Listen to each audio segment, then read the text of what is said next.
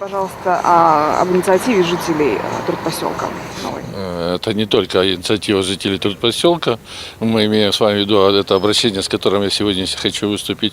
Это не инициатива жителей Турпоселка, это инициатива всех поселков. Это инициатива жителей Талицы, инициатива Магнитки, инициатива жителей улицы Вайнера. Вот пока, так сказать, вот такой спектр нашего охвата. Значит, все, что происходит с экологией в городе Первоуральске, в частности по новотрубному заводу, терпение кончилось. Те сроки, которые они брали на себя, они не выполняют. Шум как продолжался, так и продолжается. И реальную ситуацию мы по городу Первоуральску, по экологии не знаем. Потому мы решили обратиться к президенту Российской Федерации, так как он у нас гарант Конституции, а в соответствии со статьей 42 нам гарантировано право на благоприятную среду обитания и на информацию об окружающей среде, мы обращаемся к нему.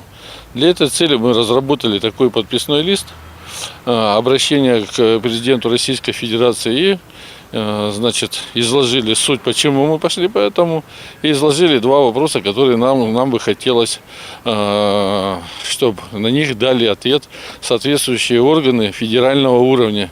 Не местные, мы им не верим, не областные, всевозможные министерства природопользования и экологии, которые одной рукой выписывают, разрешения на временную площадку хранения этих шлаков, где идет переработка, а другой вроде как за народ. Мы хотим услышать это от президента, его позицию. Первый вопрос. Мы просим его оказать содействие проведению комплексной экологической экспертизы городского города Первоуральска. Мы хотим знать, где мы живем, чем мы дышим, что мы пьем, и пусть нам дадут ответ эти федеральные органы. Второй вопрос. Мы требуем, чтобы была проведена неплановая проверка деятельности электросталеплавильного комплекса, как санитарная, так и экологическая его составляющая. Если все хорошо, и бог с ним, нам это все кажется. Если это плохо, тогда мы требуем в этом, во втором вопрос, который мы поставили при президенте, приостановить его деятельность до тех пор, пока они все это не устранят, что выявит эта комиссия. Вот с этим воззванием мы обращаемся к жителям города Первоуральска поддержать нашу инициативу. Тем более, что в этом подписном листе там только нужно поставить фамилию, имя, отчество, назвать свой адрес регистрации, и поставить свою подпись. Хорошо бы было, если бы человек еще дал контактный телефон. А каким образом это будет происходить? То есть вы будете ходить по домам или кто, волонтеры?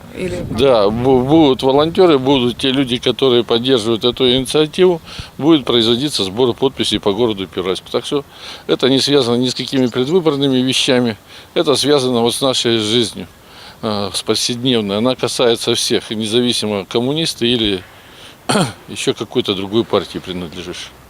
Владимир Геннадьевич, 4 октября обещали же поставить заводчане все-таки какие-то шумопоглощающие экраны. Неужели этого не произошло? Они обещали поставить глушители, но поставили они это или не поставили, мы с вами не знаем. И никто нас с вами об этом не уведомил.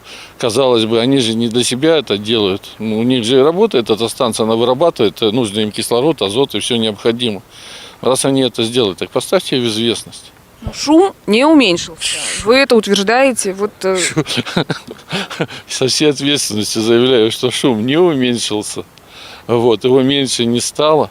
Хотя сегодня мы звонили туда, диспетчеру завода. Он клятвенно говорил, что ничего не работает, этот не наш шум. Начинается та же самая песня, что была в марте месяце. Это не мы, это проходящий транспорт. До каких пор это будет продолжаться? Пока, наверное, не будет поставлена точка. Видите, я чувствую, личную ответственность.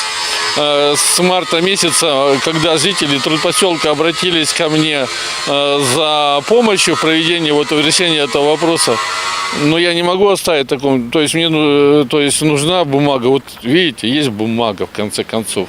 Что мы можем еще сделать? Что-нибудь будем делать, все равно, даже если это будет продолжаться и будет бумага, наверное, есть суды. Пойдем по это. Хотелось бы это все, досудебным порядком все это решить. Вы поставили в известность заводчан о своем намерении? Сегодня я разговаривал с главным инженером. завода господином Трескиным. Он сказал, что шума быть не может, потому что все это поставлено, установлены эти глушители, с его слов.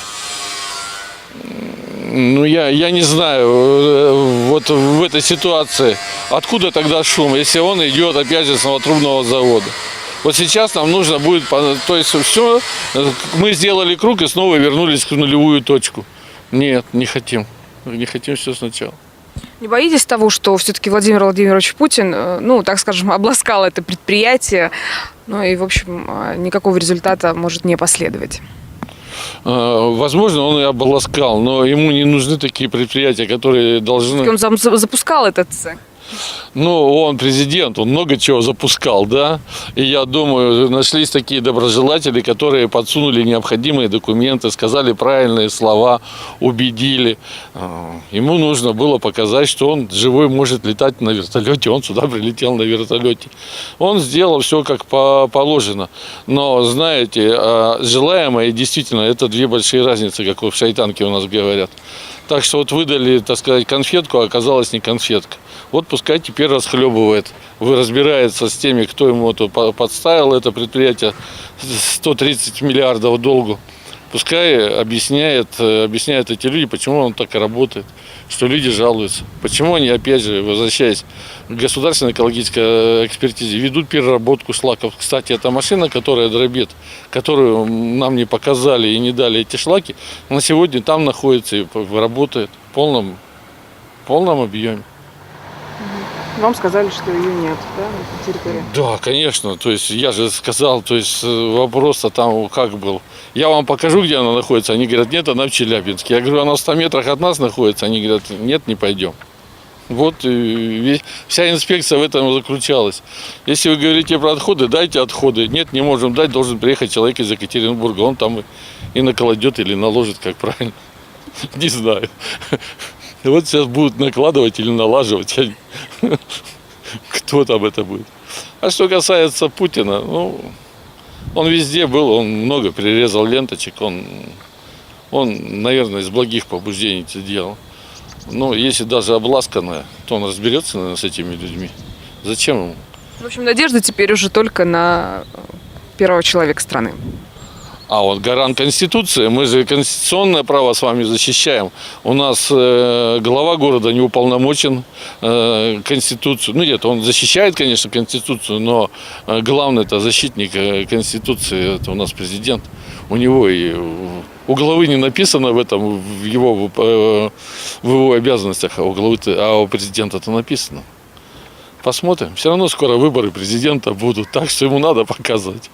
Ну, я имею в виду, 6 лет это же не срок, это же что, как говорят такие люди, которые 6 лет это не срок.